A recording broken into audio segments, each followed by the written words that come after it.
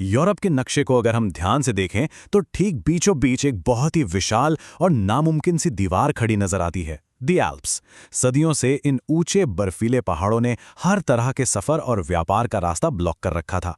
लेकिन आज के इस एक्सप्लेनर में हम एक ऐसे इंजीनियरिंग मार्वल की कहानी डीकोड करने वाले हैं जिसने सीना तान कर खड़े पहाड़ को बीच से चीर दिया, द गॉटहार्ड पेस टनल। ये कोई नॉर्मल कंस्ट्रक्शन प्रोजेक्ट नहीं था, ये कुदरत की सबसे खौफनाक ताकतों और इंसानी जज्बे के बीच लड़ी गई एक बहुत ही खामोश लेकिन खतरनाक जंग थी।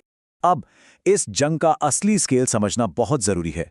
जमीन से 2.5 किलोमीटर नीचे एक पल के लिए इतने भयानक दबाव, इतने इंटेंस प्रेशर की कल्पना कीजिए, जहां पहाड़ का लाखों करोड़ों टन वजन ऊपर से लगातार क्रश करने की कोशिश कर रहा हो।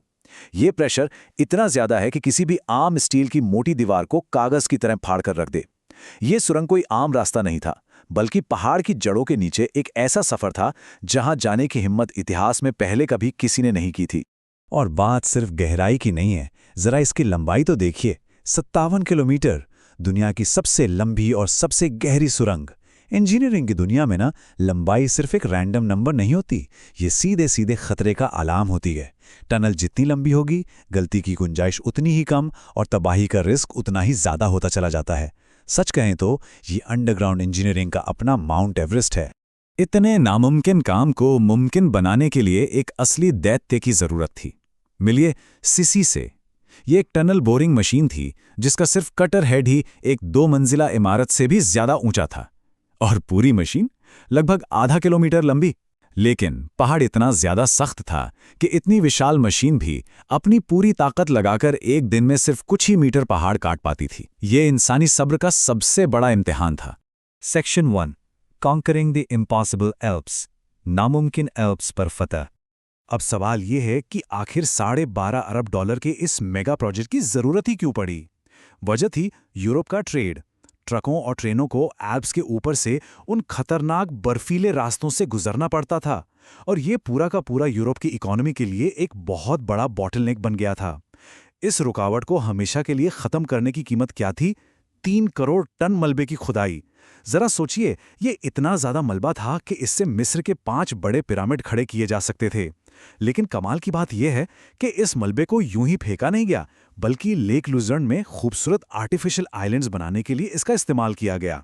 Section 2, surviving the underground inferno. पहाड़ को काटना तो फिर भी आसान हिस्सा था, असली विलेन था जमीन के नीचे का वो भयानक माहौल। एक ऐसी जगह इमेजिन कीजिए जहां तापमान 50 डिग्री सेल्सियस तक पहुंच जाए। जमीन से 2 किलोमीटर नीचे चट्टानों से धधकती हुई गर्मी बाहर आ रही थी। अगर कूलिंग सिस्टम कुछ मिनटों के लिए भी फेल हो जाता ना, तो 2600 वर्कर्स के लिए ये टनल एक जिंदा कब्र बन सकती थी। हीट स्ट्रोक का खतरा इतना ज्यादा था कि काम करने की शिफ्ट्स को घटाकर सिर्फ 2 से 3 घंटे का रखना पड़ा। इस जानलेवा माहौल से बचने के लिए जिस लेवल की इंजीनियरिंग का सहारा लिया गया, वो सच में माइंड ब्लोइंग है। सबसे पहले टनल के बाहर से कूलिंग पाइप्स के जरिए चिल्ड पानी अंदर पंप किया गया। दुनिया में ऐसा पहली बार हुआ था कि कंस्ट्रक्शन शुरू होने से पहले वर्कर्स के लिए काम करने लायक माहौल तैयार किया गया हो। इसके साथ ही कमजोर चट्टानों के गिरने से बचने के लिए उन पर तुरंत कंक्रीट स्प्रे किया गया और सपोर्ट देने के लिए विशालकाय स्टील रिंग्स इंस्टॉल की गईं। Section 3, freeze in a 2900 psi flood. तो गर्मी को तो जैसे तैसे संभाल लिया गया, लेकिन तभी पहाड़ के उन गहरे अंधेरों से एक बिल्कुल नया और अनएक्सपेक्टेड दुश्मन सामने आया, और वो था पानी। पहाड़ों की दरारों में सदियों से पानी फंसा हुआ था, और वो भी 2900 psi के खतरनाक प्रेशर पर। इसे इस तरह से समझिए जैसे सिर्फ 1 स्क्वायर इंच की जगह पर पूरी एक कार का वजन रख दिया जाए। अगर ये पानी अचानक फूट पड़ता तो इंसान और मशीनें सब कुछ ही सेकंड्स में पूरी तरह तबाह हो जाते।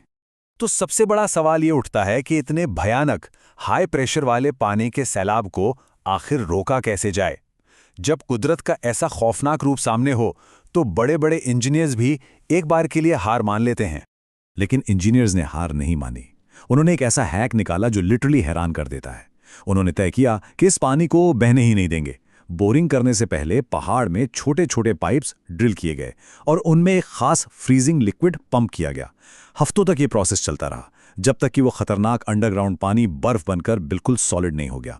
इसके बाद उस जमे हुए पानी और पत्थर को बहुत ही सेफ तरीके से ड्रिल करके निकाल लिया गया। ये कुदरत पर इंजीनियरिंग की एक एब्सोल्यूट मास्टर क्लास थी। Section 4 the deadly shockwave problem. पानी और पत्थर की जंग जीतने के बाद एक ऐसा खतरा सामने आया जिसे ना तो देखा जा सकता था और ना ही छुआ जा सकता था, एरोडायनामिक शॉकवेव। होता क्या है कि जब एक हाई स्पीड ट्रेन 57 किलोमीटर लंबे एक बंद टनल में फुल स्पीड से दाखिल होगी तो वो अपने आगे की हवा को भयानक फोर्स से धकेलेगी। अब एक कन्फाइंड स्पेस में हवा के पास निकलने का कोई रास्ता तो होता नहीं है, जिससे पैदा होने वाली ये शॉक वेव इतनी पावरफुल हो जाएगी कि ट्रेन के सारे शीशे चकनाचूर कर दे और 17 सालों की कड़ी मेहनत को एक झटके में खत्म कर दे। इस अदृश्य फोर्स से निपटने के लिए इंजीनियर्स ने टनल की डिजाइन में ही बदलाव कर दिया। एक की बजाय 2 पैरेलल टनल्स बनाए गए और हर कुछ मीटर की दूरी पर दोनों टनल्स के बीच छोटे प्रेशर रिलीज पाथ्स और बड़ी वेंटिलेशन शाफ्ट्स बनाए गए। इससे होता यह है कि जब ट्रेन गुजरती है तो उसके आगे की हवा इन रास्तों से बाहर निकल जाती है और शॉक वेव का वो जानलेवा प्रेशर कभी बिल्डअप ही नहीं हो पाता। एकदम perfect solution. Section 5 the half inch miracle, आधा इंच का चमत्कार। अब हम उस मोमेंट पर आते हैं जिसका इंतजार 17 सालों से हो रहा था। 1992 में प्रोजेक्ट अप्रूव हुआ, 1993 में काम शुरू हुआ और फिर शुरू हुआ एक बहुत लंबा और बहुत मुश्किल सफर जो 15 अक्टूबर 2010 को अपने अंजाम तक पहुंचा। पहाड़ के दोनों सिरों से एक साथ खुदाई करते हुए 2 टीमों को ठीक बीचों बीच मिलना था। जमीन की इतनी गहराई में दिशा खोना बहुत ही आम बात है, इसलिए लेजर नेविगेशन, जीपीएस और जायरोस्कोप्स का इस्तेमाल किया गया। कैलकुलेशन इतनी ज्यादा प्रिसाइज थी कि धरती की गोलाई यानी अर्थ के कर्वेचर को भी ध्यान में रखना पड़ा था। और नतीजा क्या निकला? सिर्फ आधा इंच। जी हां, जब दोनों मशीनें पहाड़ के बीचों बीच मिलीं और आखिरी दीवार टूटी तो उनके अलाइनमेंट में सिर्फ आधे इंच का फर्क था।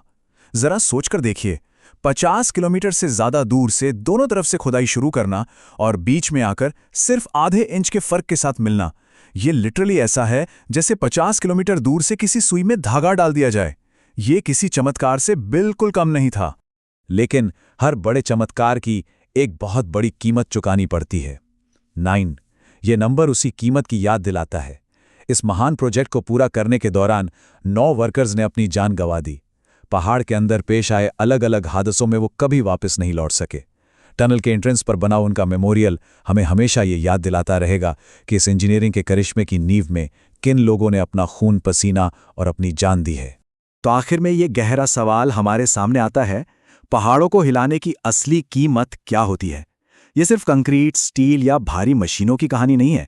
ये इंसान की उस जिद और उस एम्बिशन की कहानी है जो कुदरत की सबसे बड़ी ताकतों से टकराने से भी पीछे नहीं हटती।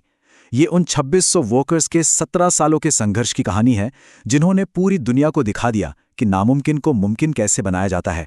भविष्य में जब भी हम किसी विशाल पहाड़ को देखेंगे तो ये ख्याल जरूर आएगा कि क्या इंसान के इरादे उस पहाड़ से भी ज्यादा ऊंचे हो सकते हैं।